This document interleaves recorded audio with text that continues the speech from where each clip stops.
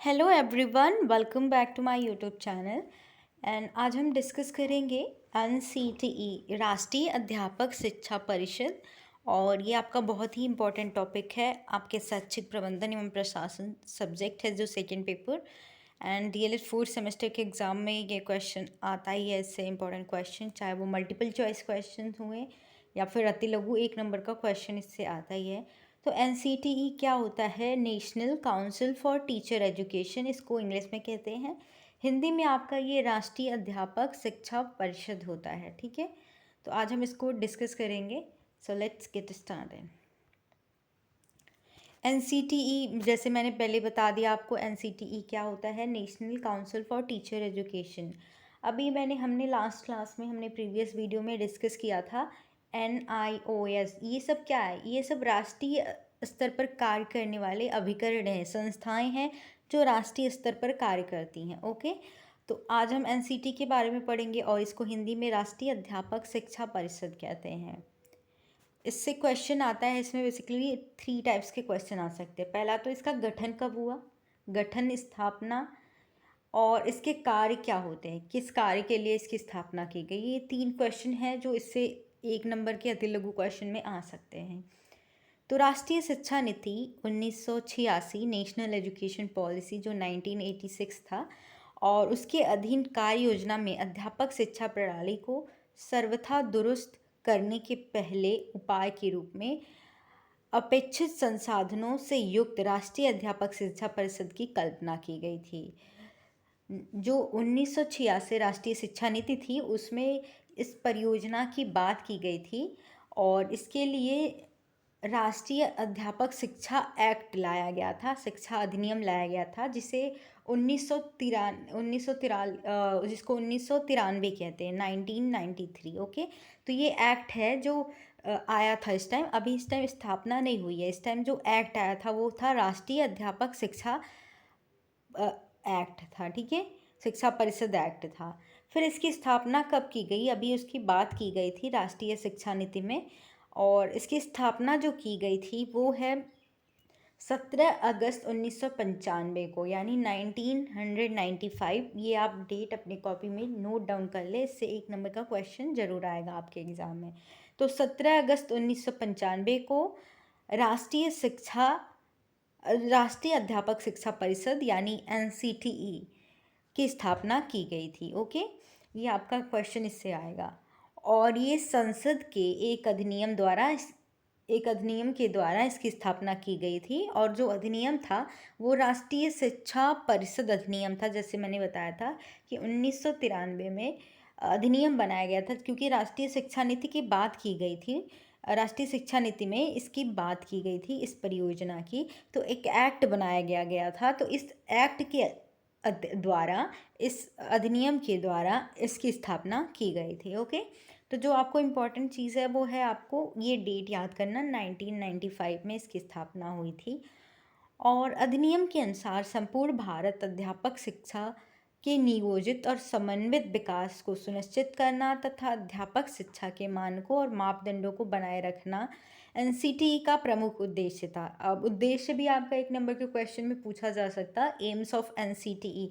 तो इसका उद्देश्य यही था कि जो अध्यापक शिक्षा है उसको सुनियोजित सुनिश्चित करना, अध्यापक शिक्षा को नियोजित और समन्वित विकास को सुनिश्चित करना था।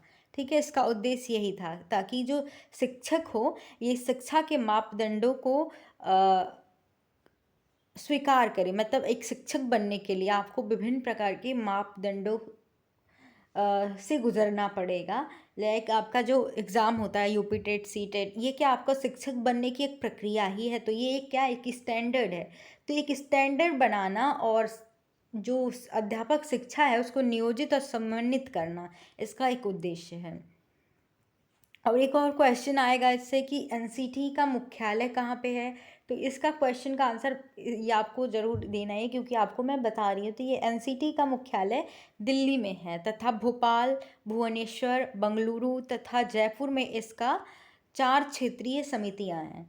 ये भी क्वेश्चन आ सकता है एग्ज़ाम में कि एनसीटीई के 4 क्षेत्रीय समितियां कौन कौन सी हैं, उनके नाम बताइए। या तो इस तरीके से पूछ सकता है कि एनसीटीई के कितने क्षेत्रीय समितियां हैं, तो आपको बताना है 4 है। पहला आपका भोपाल है, भुवनेश्वर, बेंगलुरु और जयपुर, ये 4 आपकी क्षेत्रीय समितियां हैं एनसीटीई की, ठीक है। इस परिषद में कितने सदस्य होते हैं, तो इस परिषद में 43 सदस्य होते हैं। और 43 सदस्य किस तरीके से चुने जाते हैं, तो ये तो इम्पोर्टेंट नहीं है, लेकिन मैंने उसमें से आपको जो इम्पोर्टेंट चीज़ें हैं कि इसमें कौन कौन से सदस्य होते हैं, उनकी संख्या कितनी होती है, तो मैंने ये नोट डाउन कर लिया। लेकिन टोटल मैंने 43 का नहीं किया है।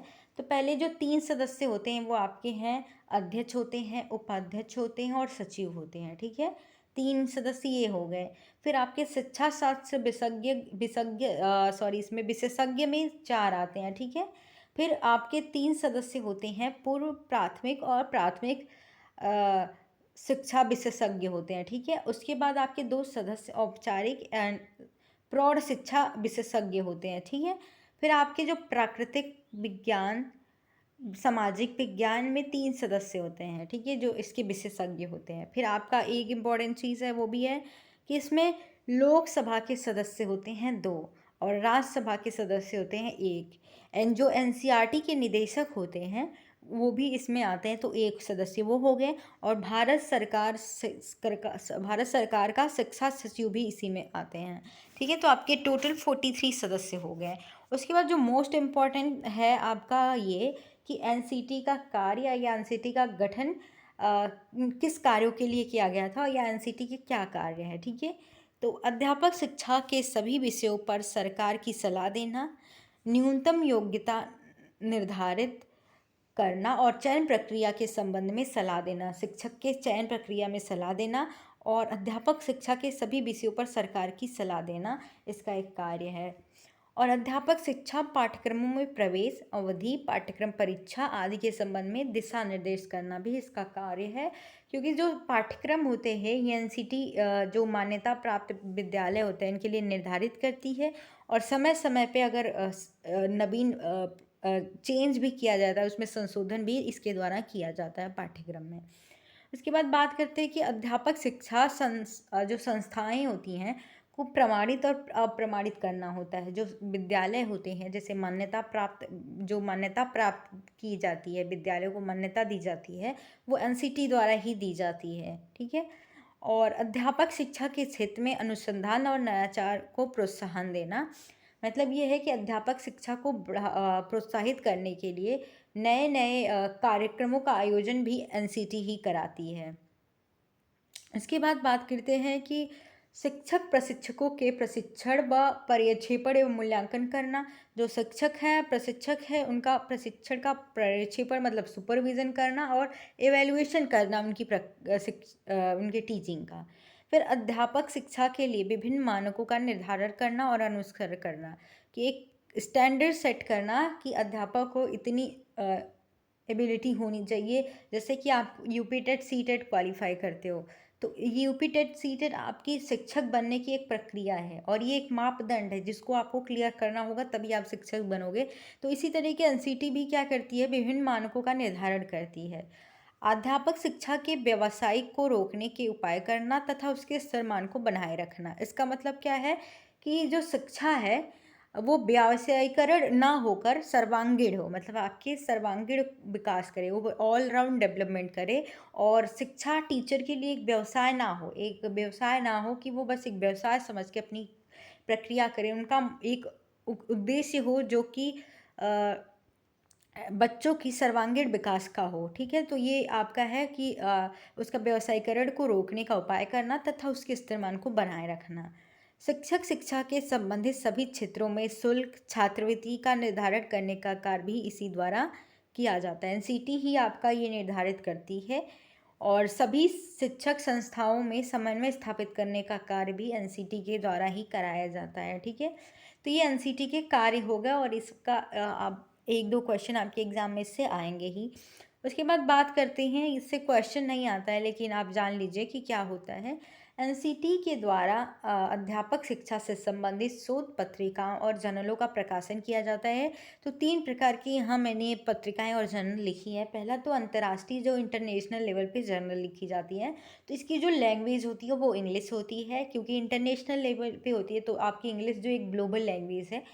तो उसके बाद जो वर्ष में ये 3 बार प्रकाशित होती है, 3 बार इसका प्रकाशन होता है। फिर हम बात करते हैं राष्ट्रीय शोध, तो आपकी कंट्री से जुड़ा है, तो ये आपका हिंदी में होता है और ये भी 3 बार प्रकाशित होता है एक वर्ष में, जनवरी में, मई में और सितंबर में।